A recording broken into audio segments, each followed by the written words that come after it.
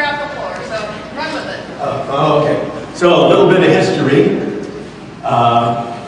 And I just put this up here to increase my smart recovery street cred as an OG. So there's my group. We're talking 1,500 groups in Orange County. There was one, just me in 19. That sounded awesome. Oh, okay. So anyway, I've been doing this since 1990.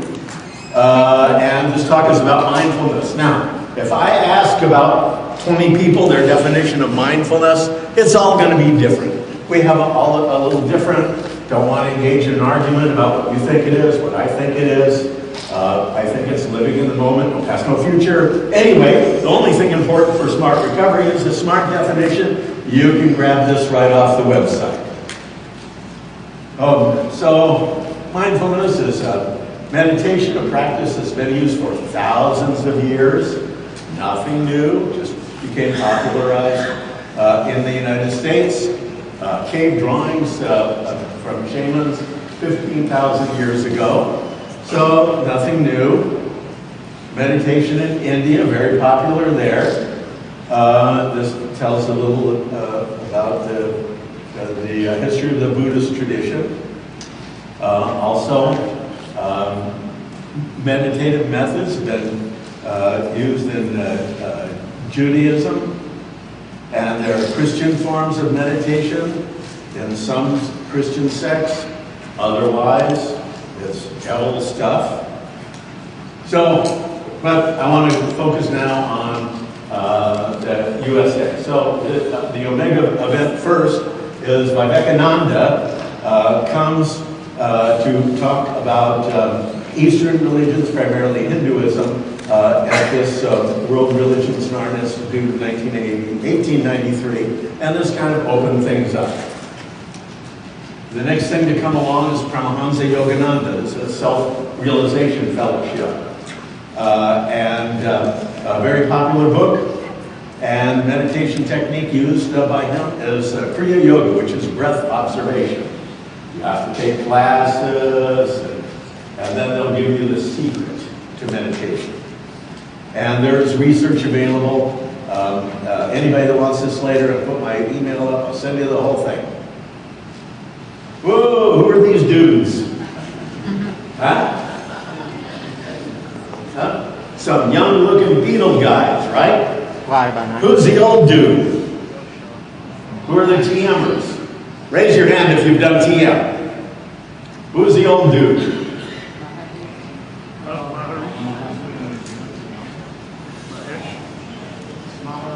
Yeah, the Maharishi Mahesh Yogi. So, now, what are they doing there?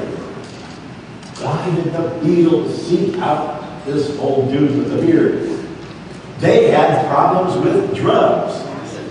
And they did not want to do the 12 steps, apparently. So they went to India, and they studied with Maharishi Mahesh Yogi. That was their primary purpose, if you read into this. So, seeking help for the drug problem now. The meditation technique of TM, correct me if I'm wrong, is mantra repetition. I like mantra repetition where I get to say it, the sound comes out, it goes in my ears, it goes in my brain, but this is internal. So you paid, did you complete the, sir, did you complete the TM training? Did you get your mantra? No, okay, so at the end of the training, during that time, about $330, now about $1,000 in current day money, you were given your mantra, some Indian words that you were to repeat silently to yourself. Yeah, and now you'll see there's a couple hundred meditation techniques. Not good for me. This it's kind of like thinking off, mental masturbation. I wasn't too attracted to that, but it works for some. Well, Beatles left India because a lot of famous people were going to India. And Mia Farrow, you have to be old to know about that. There was some rumor that the Maharishi, who had vow of chastity was going after me a fair. I don't know if it was a rumor or not, but it stimulated a Beatles song. So Sexy Sadie is about their disfortune at feeling let down by the Maharishi. Later, this is a repetitive theme. TM, okay, pretty well researched, but you research folks will know a lot of it is one group, pre-test, post-test design, best known as pilot studies, worst known as junk science. But there are some good studies here.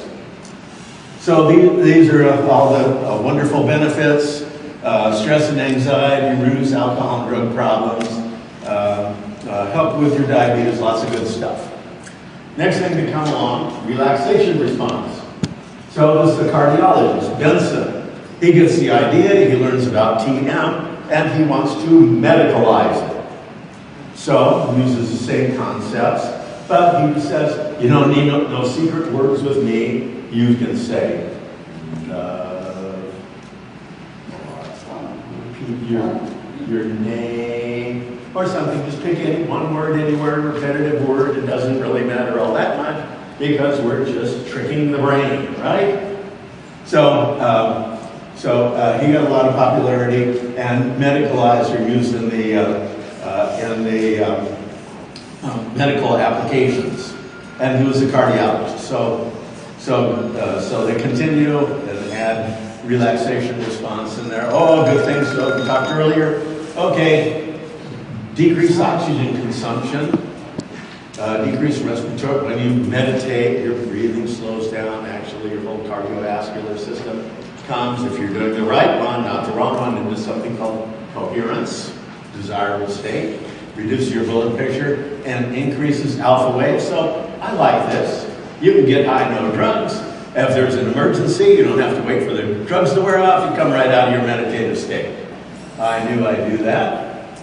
Okay, most common, the technique du jour is Kabat-Zinn. We're going away from Kabat-Zinn for SMART, or is my recommendation. So he just happens to be the guru du jour, and his guru also had a problem with the young ladies. Interesting. Yeah. Richie Davidson, Richie's name will come up later. I'm glad I had this slide because I forgot Richie's last name. So this is helpful. So you can train your brain to change, neuroplasticity. Change is measurable. Oh yeah. New ways of thinking can change your brain for the better. I hope so. He said even 30 minutes increases gray matter and reduces amygdala size. That sounds good to me because, you know, I'm approaching the window for, you know, loss of memory and all kind of things. So sounds good to me. Okay, even just a few weeks can help you. It's good for your bodies. Fosters compassion and altruism. So that sounds nice. Good for patients and SMART recovery participants. Okay, helps healthcare professionals cope with stress. So, some say, you know, we're in extreme stress. We're in healthcare professionals, we're just a moderate stress. Extreme stress, if you want the information, I'll tell you. Extreme stress occupations are not healthcare. It's things like infantry combat soldiers, fighter pilots, police, fire, first responders. They have the highest stress levels. Oh, veterans. Oh, I'm a vet, so I like this. It can help reduce the symptoms of PTSD, and good for obesity. You're sitting around, you don't have time to eat. So I have a link here, don't go to this. So I included a link, same thing, you take your 5-day Kabat-Zinn workshop and learn all the techniques, but I got them on YouTube. So just go to YouTube if you want to learn more about Kabat-Zinn. This is a nice suggestion one, but this is what I'm really here to talk about. All this was leading up to mindfulness-based relapse prevention and evidence-based practice. And we're SMART recovery. And we want to use scientific, evidence-based tools. So this is by Sarah Bowen. She'll come, voice of Sarah Bowen's coming up later if all the technology works. And somebody can tell me more about the second author, and Alan Marlett, that was on our, I believe, the founding board of directors for Smart Recovery, also developed relapse prevention protocols and brought cognitive behavioral methodology into mindfulness-based relapse prevention. So that's what this is really about. Now, some time ago, during the smart reign of Tom Horvath, I've been very interested in this.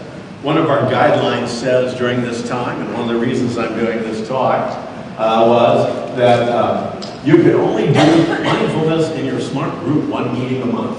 That's the last guidance I saw. If anybody has any more guidance, they can give it to me. So I can follow rules most of the time, but I wanted to do more.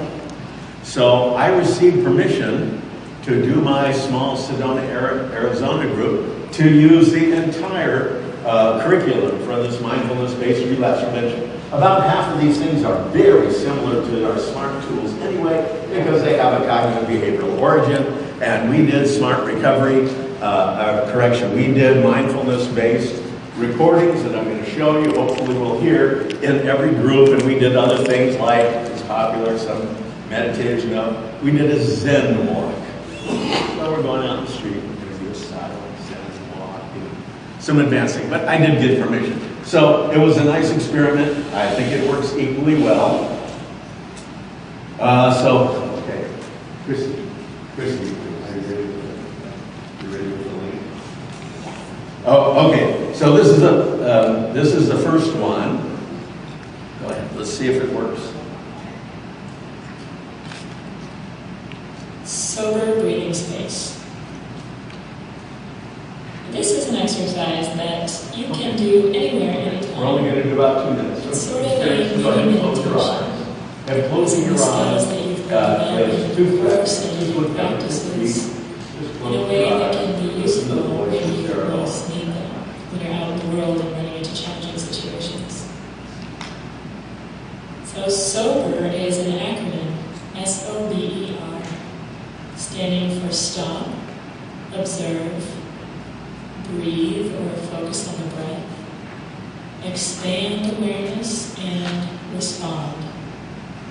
So let's go through these steps. The first one, the most important one, is to stop.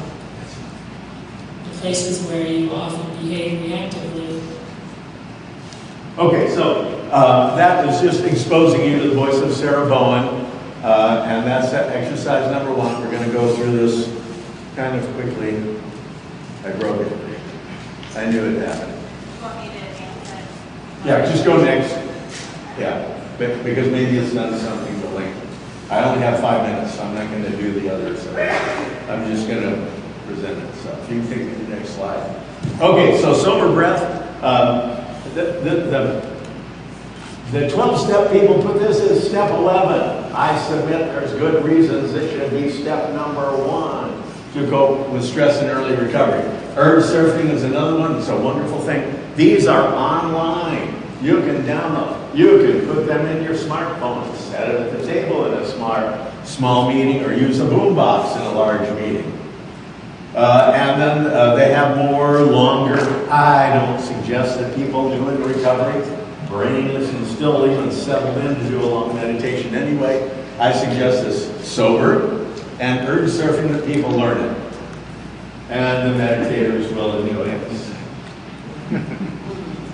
Yeah, it says 2 guys meditating, nothing happens next. This is it.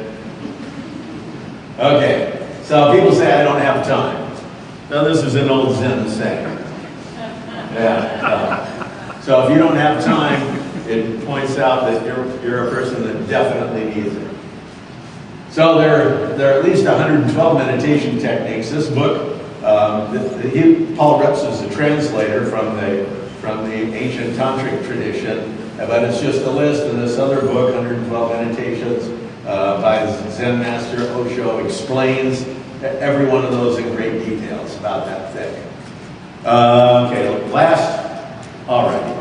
Correlation does not imply causality. right? But this is interesting. So TM did these things. We get large groups of people to meditate, and then the world is a more peaceful place. Now, I think, of course, if everybody meditated, it probably would be. If everybody in the world would take a little time to meditate, I think the world would be a more peaceful place.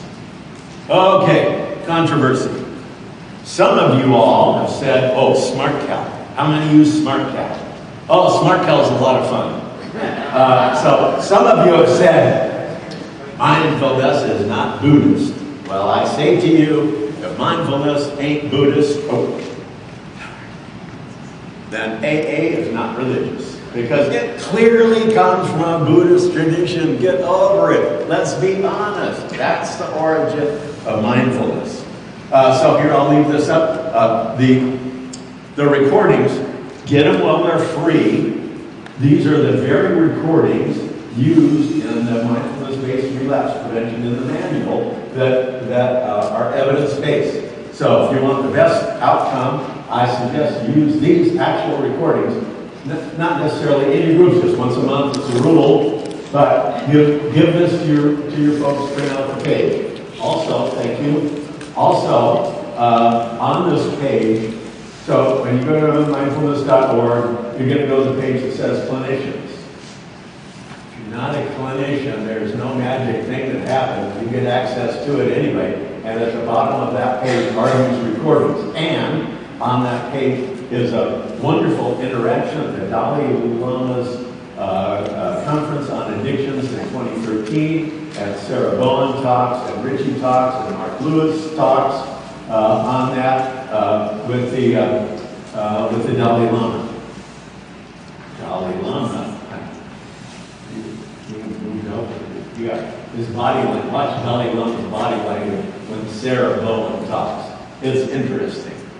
And also, we just talked to Sue. We started this beautiful break. Okay, oh, Matthew talk. Okay, refuge recovery. Noah Lemon just had a recent problem too, doing the girls in refuge recovery. And who was the biggest philanderer in Alcoholics Anonymous? Bill Wilson. No, in Alcoholics Anonymous. Bill Wilson had such a problem. Like everybody else, like they said, we'd see the look in his eyes. And they tried to, bad breath, so they tried to guide him around. So, anyway, this has been fun. And the reason I did this is please use these tools. Encourage people, day one, to start listening to these mindfulness recordings that actually have evidence base and will really work.